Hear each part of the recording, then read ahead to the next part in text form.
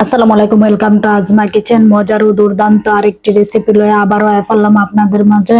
রেস্টুরেন্টের স্বাদ পাইতে আর একদম অল্প সময়ে কিভাবে এই মজার খাবারটি তৈরি করবেন সবই দেখাবো আজকের ভিডিওতে। আমি এখানে নিলাম 500 গ্রামের মতো পাস্তা। আর আমি এই ধরনের পাস্তা নিলাম, আপনারা যে কোনো ধরনের পাস্তা নিতে পারেন। পাস্তার লগে এখানে মুরগির 200 গ্রাম মাংস নিলাম, আর মাংসটারে মুরগির বুকের অংশ থেকে নিলাম। মাংসগুলারে এভাবে টুকরা টুকরা করে নিলাম যাতে টেস্ট ভালো হয়। আপনারা চাইলে একটু বাড়িও করতে পারেন। প্রথমে পাস্তা গুলারে সিদ্ধ করে আলুমো, তাই এখানে আগে থেকে পানি ফুটাই লইলাম। আর ফুটন্ত পানির লগে দিয়ে দেবো 1 চা চামচ নুন। গরম পানি আর নুন ভালো করে মেশানো হইলে দিয়ে দেবো পাস্তা গুলা দেওয়া হইলে সবগুলা লাইরে সেরা মিশাই লুমো। 2 থেকে 3 মিনিট কুক করার পরে দিয়ে দেবো 2 চামচ সাদা তেল। তেল দেওয়ার পরে আবারও আমরা পাস্তা গুলারে 2 থেকে 3 মিনিট জাল দিব। 2 থেকে 3 মিনিট পরে আমাদের পাস্তা একদম পারফেক্ট রেডি।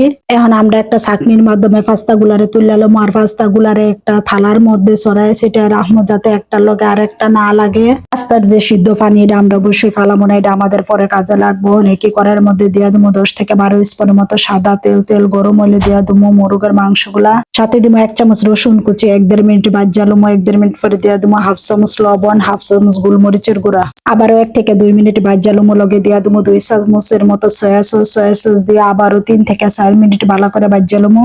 আমরা একদম পারফেক্ট ভাজা হয়ে গেছে। এখন আমরা মাংসগুলারে তুললাম। একই তেলের মধ্যে দিয়ে দেবো 2টা পেঁয়াজ কুচি। পেঁয়াজ গুলা হালকা একটু ভাজা হইলে দিয়ে দেবো 2 চা চামচ রসুন কুচি দেওয়া হলে আবারও লাইরা সেটা ভাজালুমো 3 থেকে 4 মিনিট। 3 থেকে 4 মিনিট পরে দিয়ে দেবো টমেটো বাটা। টমেটোর থেকে যখন তেল বাইশে উঠবো তখন আমরা দিয়ে দেবো 1 চা চামচ লবণ, 1/2 চা চামচ গোলমরিচের গুঁড়া। আবারও 2 থেকে 3 মিনিট জাল দেওয়ার পরে তেলটা যখন বাইশে উঠবো তখন দিয়ে দেবো পাস্তা সিদ্ধ করাইলে অর্ধেক পানি। আবারও 4 থেকে 5 মিনিট জাল দেওয়ার পরে দিয়া দেবো টমেটো কুচি দেওয়া হইলে আবারও 2-3 মিনিট পরে দিয়া দেবো মাংসগুলা দেওয়া হইলে আবারও লাইরা সেরা সবগুলারে মিশাই লুমো। মিশানো হয়ে গেলে 2 থেকে 3 মিনিট জাল দিয়া লুমো। মশলা থেকে যখন তেলটা বাইশে উঠবো তখন আমরা দিয়া দেবো পাস্তাগুলারে এখন আমরা ভালো করে মিশাই লুমো। মিশানো হয়ে গেলে 2 থেকে 3 মিনিট জাল দিবো। 2 থেকে 3 মিনিটের বেশি আমরা জাল দিব না, তাহলে অনেক বেশি সিদ্ধ হয়ে যাবে। সবশেষে আমরা দিয়ে দেবো 1 চা চামচ চিলি ফ্লেক্স। দেখেন কালারটা কত সুন্দর আইছে, একদম লোভনীয় খাবার। আশা করি আপনাদেরকে একদম সহজভাবে বোঝাইতে পারছি। এইভাবে বাসায় একবার হলো ট্রাই করবেন। আর যে যেখান থেকে ভিডিওটা দেখতেছেন সকলকে অনেক অনেক ধন্যবাদ। সবাই অনেক বেশি ভালো থাকবেন। মুখে দেওয়ার লগে লগে কতটা যে স্বাদ লাগতেছে কি তার কইতাম বন্ধুগণ। এবার হাইলে আশা করি আপনাদের বারবারই হাইতে ইচ্ছা করব।